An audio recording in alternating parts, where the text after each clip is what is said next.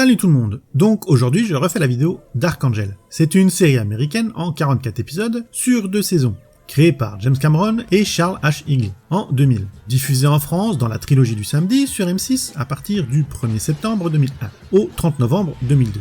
Puis rediffusée sur TVA en 2002, Fun TV en 2004, W9 en 2006 et NT1 en 2009. Tout se passe dans un monde apocalyptique, où les USA sont devenus un pays du tiers-monde suite à une action terroriste où une bombe nucléaire a explosé et une impulsion électromagnétique a détruit toute l'informatique du pays. Se déroulant en 2019, la série raconte la vie de Max Guevara, joué par Jessica Alba, qui est une coursière, le jour et voleuse la nuit. Le butin de ses cambriolages lui sert à payer un détective privé qui enquête sur son passé et doit retrouver les enfants qui étaient avec elle chez Manticore, une agence militaire secrète qui faisait des expériences pour créer des super soldats. Elle a été génétiquement modifiée avec de l'ADN de chat et de requin, ce qui fait d'elle une arme humaine. On l'a entraînée dès son plus jeune âge à toutes les techniques de combat et d'assassinat. Elle a réussi à s'évader avec d'autres enfants de son unité et elle aura une enfance difficile. Malgré tout, une fois adulte, elle ira vivre à Seattle. Elle y sera coursière chez Jam Pony. Lors d'un cambriolage d'appartement, elle rencontre Logan Cale, joué par Michael Weatherly. C'est un journaliste indépendant, il est aussi un hacker de génie, et il se fait appeler le Veilleur. Il pirate les chaînes de télé pour divulguer les secrets du gouvernement et rétablir des vérités, et de là ils vont s'entraider, et ils tomberont même amoureux. D'autres personnages gravitent autour de Max, comme les coursiers de Jam Pony. Cynthia McKinchin, surnommée Original Cindy, jouée par Valérie Reyes-Myler, Calvin Theodore, surnommé Sketchy, joué par Richard Gunn, Herbal Chouf, joué par Alimi Ballard, et J.C. Mackenzie a joué le rôle de Regan Ronald, surnommé Normal. Il y a aussi la coloc Kendra Mebo, jouée par Jennifer Blanc, le méchant, le colonel Donald Whittaker, est joué par John Savage. Il se charge de récupérer les évadés de Manticore, et il ne passera pas la première saison, comme Herbal Chouf et Kendra Mebo, qui disparaissent purement et simplement de la série. En deuxième saison, arrivent de nouveaux personnages comme Joshua, un enfant de Manticore joué par Kevin Durant. Il a de l'ADN de chien. Alex McDowell, X1 494, joué par Jensen Ackles, qui est le clone de Ben X5 493. Il y a Asha Barlow, joué par Ashley Scott, qui est une résistante avec un faible pour Logan Cale. Et le méchant de cette deuxième saison est joué par Martin Cummings dans le rôle de Hams White. Il est à la tête d'une agence de sécurité nationale et lui veut tuer tous les évadés de Manticore. James Cameron et Charles E. Higley se sont associés suite au succès du film Titanic. Ils avaient déjà travaillé ensemble sur Piranha 2. Et là, l'idée de leur boîte de prod était de faire une série. Plusieurs projets ont été envisagés comme un drame familial avant de partir sur Dark Angel, qui d'ailleurs n'avait pas ce nom au début. Elle a failli s'appeler Experimental Girl ou Maximum Girl. L'action a été placée dans un monde post-effondrement social à cause des délires qu'il y avait à l'époque du passage à l'an 2000 sur le fameux bug de l'an 2000. Cameron a été inspiré par le manga Battle Angel Alita, ou Gun, qu'il voulait adapter en film après avoir terminé Dark Angel. Film qu'il a refilé à Robert Rodriguez et qui n'en a fait qu'un pauvre film d'action lambda, sans vraiment d'ambition. Dark Angel sera la seule production de leur boîte, Cameron Higley. À voir le jour, Cameron a travaillé dessus comme producteur, évidemment, et aussi en tant que scénariste et réalisateur du dernier épisode. Tout n'était pas rose non plus, et ils ont pris une plainte pour plagiat de la bande dessinée Cyber Six, et qui est aussi adaptée en série télé et en dessin animé. Et il y a de légères ressemblances sur le début de l'histoire, mais pour moi ça n'a rien à voir quand on lit le synopsis de Cyber Six, mais de toute façon, les poursuites ont été abandonnées car les créateurs de la série Carlos Trillo et Carlos Meglia, qui sont argentins, n'avaient pas les moyens financiers pour mener une telle action. Mais ça ressemble plus à des coïncidences qu'à du plagiat à mon avis. La série a été tournée à Vancouver, au Lionsgate Studio. Les autres lieux de tournage comprenaient la Vancouver Art Gallery, ainsi que Bunsen Lake et Riverview Hospital, qui se trouvent en Colombie-Britannique. L'épisode pilote, qui a coûté 10 millions de dollars, a fait un démarrage canon avec 17,4 millions de téléspectateurs devant leur télé, ce mardi soir-là, et a eu beaucoup de retours positifs. et les épisodes suivants attiraient en moyenne 10 millions de personnes. Mais pour la deuxième saison, la série s'est vue changer de case horaire, passant au vendredi soir, un créneau plus difficile pour les séries. En plus de cela, elle a reçu de mauvaises critiques, il ne restait plus que 6 millions en moyenne de téléspectateurs par épisode, ce qui entraîna son annulation, et en plus de ses budgets élevés des épisodes, même s'ils ne coûtaient pas autant que le premier, 1,3 million quand même par épisode, la Fox avait beaucoup dépensé pour la campagne de pub pour lancer cette série. La deuxième saison a failli ne pas voir le jour. Igli a déclaré que Cameron dépassait le budget régulièrement, même s'il essayait de s'y tenir le plus possible. Du coup, la Fox a donné un petit oui pour la saison 2. Cameron a même viré le réalisateur du dernier épisode pour le réaliser lui-même, en espérant que la Fox accepte une saison 3. Ce qu'ils ont fait, puis 2 jours plus tard, ils annulaient tout. James était plutôt furieux de cette nouvelle.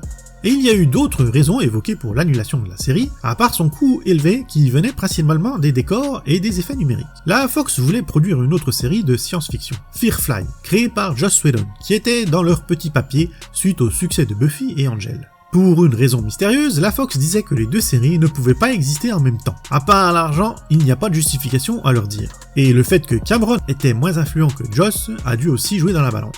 Et le pire, c'est que la série Firefly a été annulée au bout de 15 épisodes. J'ai moi-même essayé de regarder cette série, mais j'ai lâché à l'épisode 4. Elle est pas terrible, le film qui en est tiré est bien mieux. Si vous voulez regarder quelque chose, allez voir celui-là. Après avoir fait cette connerie, la Fox a essayé de récupérer de l'argent sur Dark Angel en sortant une multitude de coffrets VHS et DVD. Pour trouver l'actrice qui jouera Max, plus de 1000 jeunes femmes ont passé le casting. Cameron, lui, a trié entre les 30 dernières. Jessica Alba n'a pas tout de suite convaincu Cameron. Mais au fil des visionnages des cassettes vidéo des castings, il revisionnait régulièrement celle d'Alba et il lui trouvait un truc. Même si elle se présentait mal et lisait son texte, mais il aimait sa diction. Il décida finalement de la rencontrer et l'embaucha, alors que le script de la série n'était même pas terminé.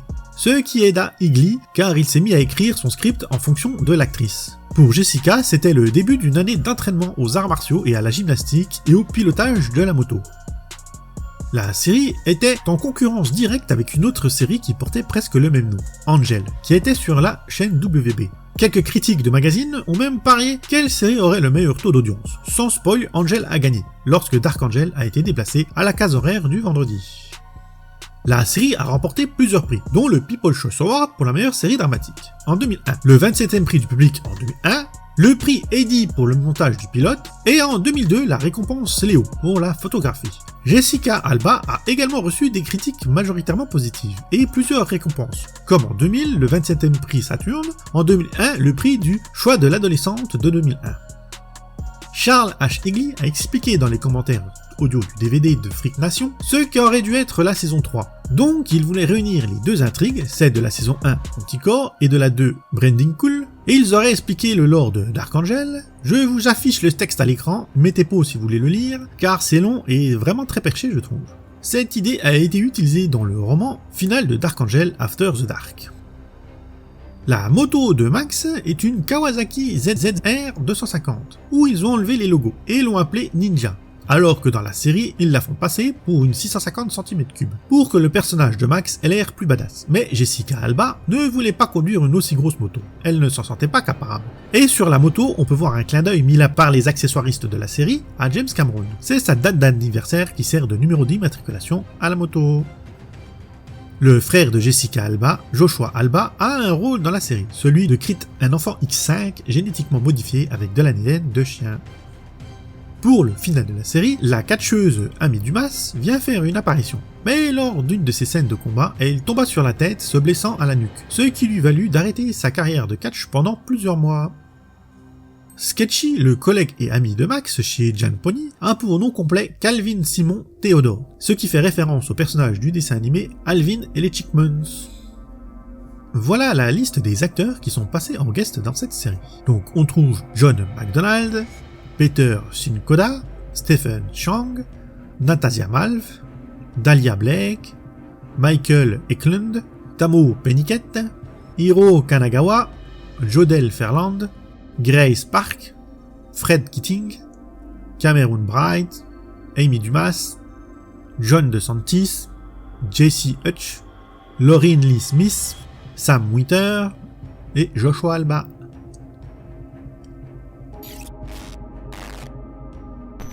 La série a eu droit à un jeu vidéo d'action, en vue TPS, développé par Radical Entertainment, publié par Sierra Entertainment, et sorti sur PlayStation 2 en novembre 2002 et sur Xbox. Les deux acteurs principaux de la série, Alba et Waverly, ont même fait les doublages de la version originale. Mais le jeu est une catastrophe, les critiques l'ont descendu, et c'est souvent le cas avec les jeux à licence, je vous cache rien. On trouve aussi 3 romans avec des histoires originales écrits par Max Allan Collins. Le premier est Dark Angel Before the Dawn, sorti en 2002. C'est un préquel à la série. L'histoire se passe après son évasion de Manticore. Elle part de Los Angeles pour aller à Seattle et elle rencontrera Original Cindy et Kendra sur son chemin. Le deuxième est sorti en 2003, Dark Angel Skin Games. Il se passe juste après la fin de la série. Skin Games poursuit un tueur qui terrorise les rues de Seattle et Max découvre que le tueur est un métamorphe transgénique nommé Kepli. Le troisième, Dark Angel After the Dark, sorti aussi en 2003, et il est la suite directe du deuxième roman. Il va raconter l'histoire de Max, le virus et la comète. C'est le texte où je vous ai dit de faire pause pour le lire plus haut dans la vidéo. Ces 3 romans sont disponibles chez Fleuve Noir, donc en français, donc n'hésitez pas à aller les lire. Je suis resté exprès vague sur les synopsis, comme ça vous aurez la surprise si vous allez les lire. Il y a un dernier livre qui est sorti, mais pas en lien avec les 3 autres. Il s'appelle Dark Angel The Eyes Only Dossier, écrit par D.A. Stern. C'est une histoire sur Logan qui veut que Sung poursuive ses enquêtes. Le reste du livre contient des documents relatifs aux 4 enquêtes de Logan sur Eyes Only. Mais celui-là, il est disponible qu'en anglais. Le générique de début est fait par MC Light et Public Enemy. La musique de la série, elle, a été composée et dirigée par Joel McNeely. La BO avait été donnée dans un dossier de presse de la série sur un CD nommé Dark Angel Complete Score from the Dark Angel Pilot, avec 37 pistes dessus. Elle n'était pas destinée à être vendue, mais je suppose qu'on doit quand même la trouver sur eBay, si vous avez envie d'aller voir. La chanson thème de la série, elle, a été composée par Chuck D et Gary G. Wiz. G. Wiz a déclaré qu'Iggy et le superviseur musical Randy Greston n'arrêtaient pas de lui téléphoner pour lui dire de rendre la chanson thème beaucoup plus folle. Cameron et Iggy voulaient surfer sur la nouvelle mode musicale de l'époque, et ils ont fait un album de la bande originale avec des chansons hip-hop et R&B. Il est sorti le 23 avril 2002 chez Artemis Records. Et à notre époque, on dirait que c'est un album féministe, au vu des paroles des chansons qui ne sont chantées quasiment que par des filles et qui parlent de leur sexualité. Et le générique de fin, nommé Bicycle Ride, il est de Joel McNeely.